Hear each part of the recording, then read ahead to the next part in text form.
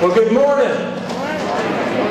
My name is Kevin Burr, and I am currently the superintendent of schools in Sepulpa, but it is my great honor to be back in a place that is closest to my heart at Will Rogers High School, because I had the honor of being the principal here in 2006 to 2009.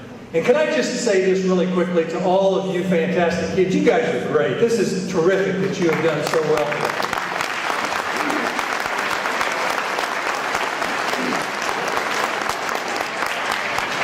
But it's also my great pleasure today to introduce a good friend of mine, Dick Risk, as a new inductee into the Will Rogers Hall of Fame.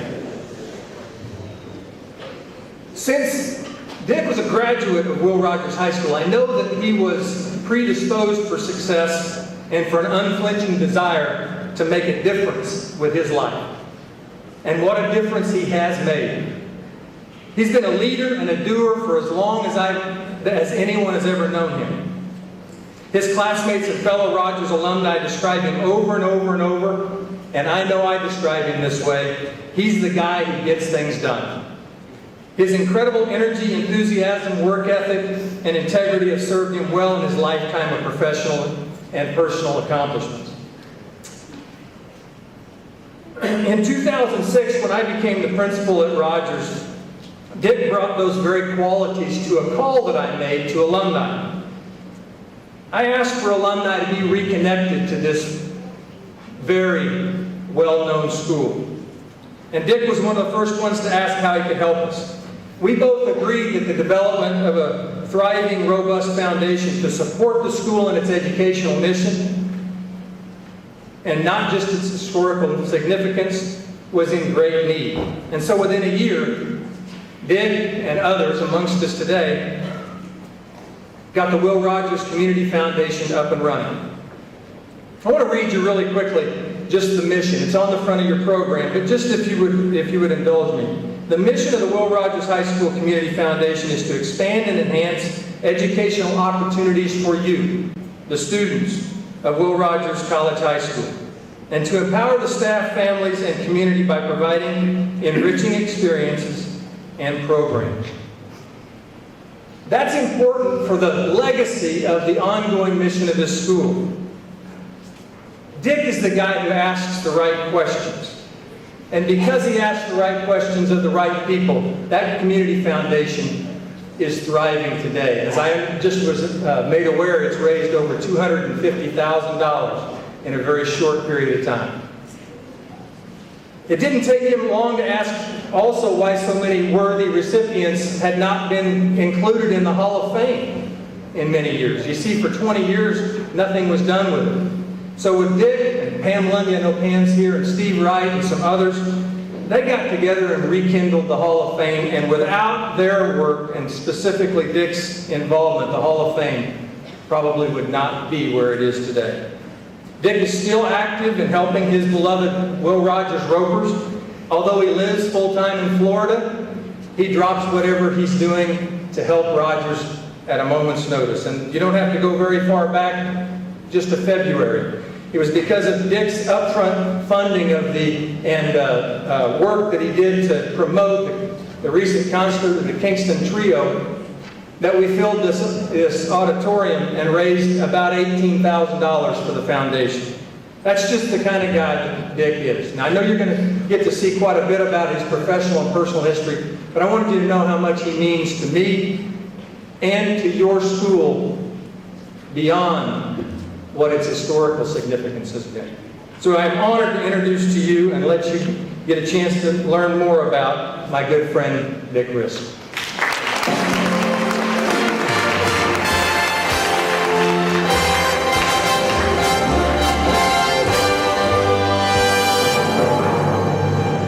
Dick Risk, class of 1959, was commissioned in the U.S. Air Force as a distinguished military graduate from Oklahoma State University in 1963, serving during the Vietnam era. He was a general's aide on Guam for 2 years during the height of the Vietnam conflict in the 3rd Air Division, which directed all B-52 bomber and KC-135 tanker operations in Southeast Asia. As commander of the American Forces Radio and Television Service in Thailand, He received the Air Force Outstanding Unit Award with Combat V device. He worked with the White House Advance Party when President Nixon pronounced the Guam Doctrine in 1969. Dick coordinated the worldwide television coverage of the historic 1971 meeting in Alaska between President Nixon and Emperor of Japan Hirohito.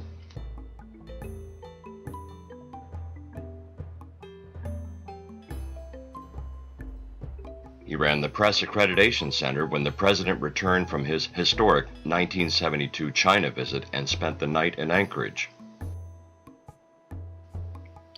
He received 5 medals for meritorious service and several campaign decorations.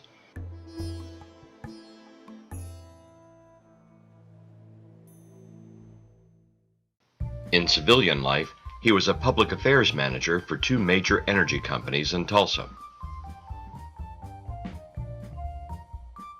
In 1981, he was appointed by the Reagan Administration to head the Southwestern Power Administration of the U.S. Department of Energy, a senior executive service position equivalent in rank to a deputy assistant secretary or a 3-star military officer.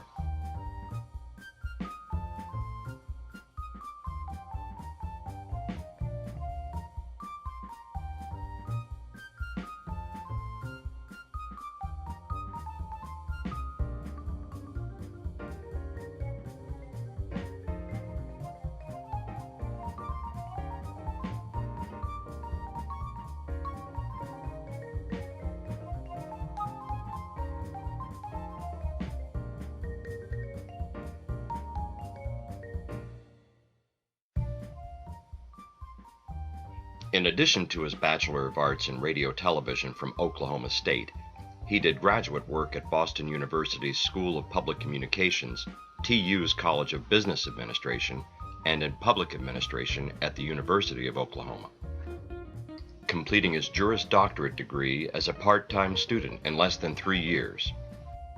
He was on the Dean's Honor Roll, was initiated into Phi Delta Phi Honorary Legal Fraternity, and was published in the Tulsa Law Journal. As an attorney, he initiated a class action on behalf of nearly 22,000 claimants against a major corporation. Aided by other law firms, they settled for $72.5 million.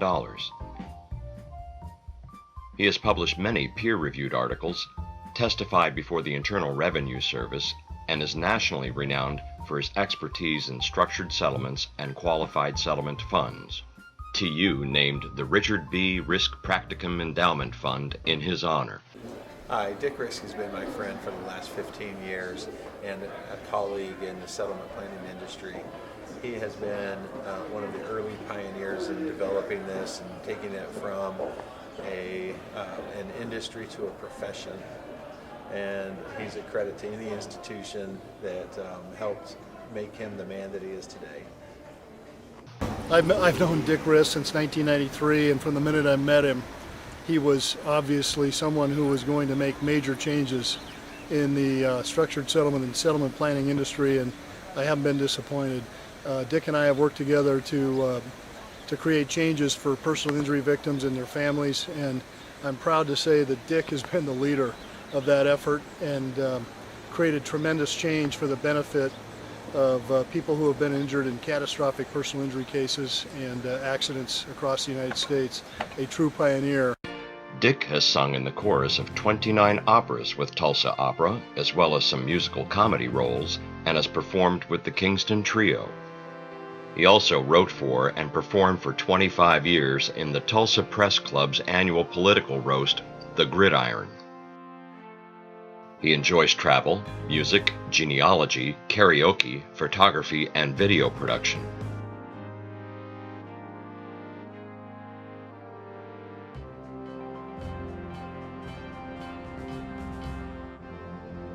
He and his wife Carol have 2 adult children and 2 grandchildren.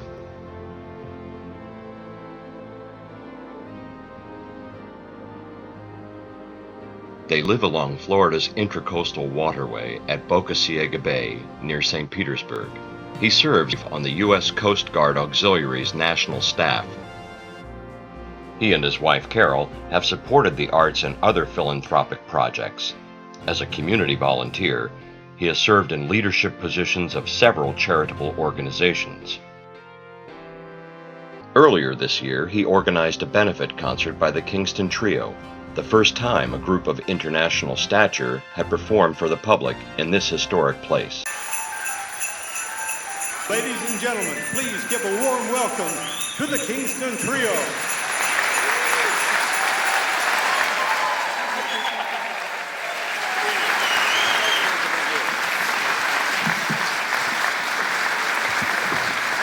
Thank you very much. We're here to make music, so what are we waiting for? By the time Leon arrived at Tulsa's Will Rogers High School in 1956 as a sophomore, he was a classically trained pianist with 10 years of piano lessons behind him. At the same time, a new wave of music called rock and roll had arrived on the scene. During his lunch periods, Leon would come backstage, uncover this very same piano, and give impromptu concerts. His classmates, I was one of them, would gather around and cheer him on.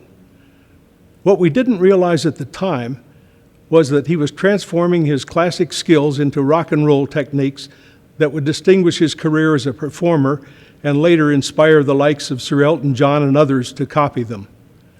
This historically significant 1939 Baldwin grand piano is featured in this concert.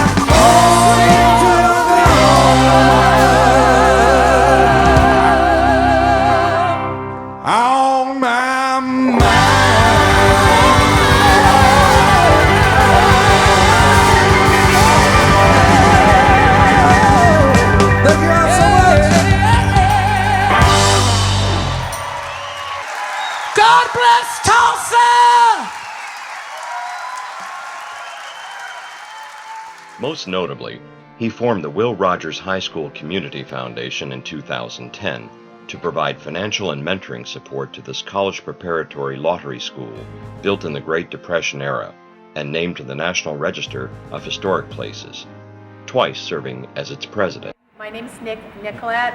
Everybody calls me Nikki Dennis, and I'm the principal at Will Rogers College Junior and Senior High School. We have an amazing community foundation, and they dedicate a lot of time and money and effort to our school and to programs, both academic and athletic.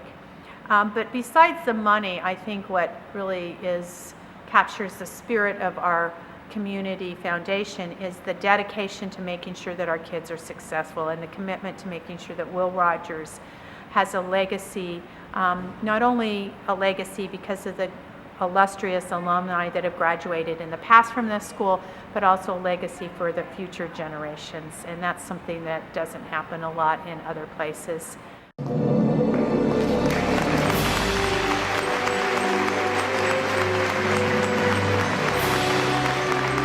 Ladies and gentlemen, please make a warm welcome for Dick Risk.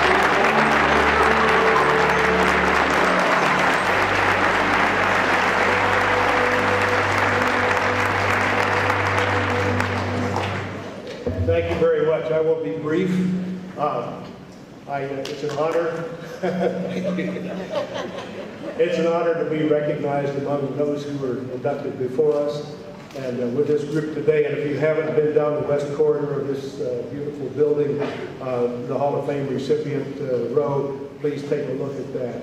I'd like to recognize here today my wife Carol. I think she's here today. She's not, but she'll be here tonight. My brother, John Risk, from class of 1966, and his wife Gail, and my sister Kathy Siegel, class of 1961.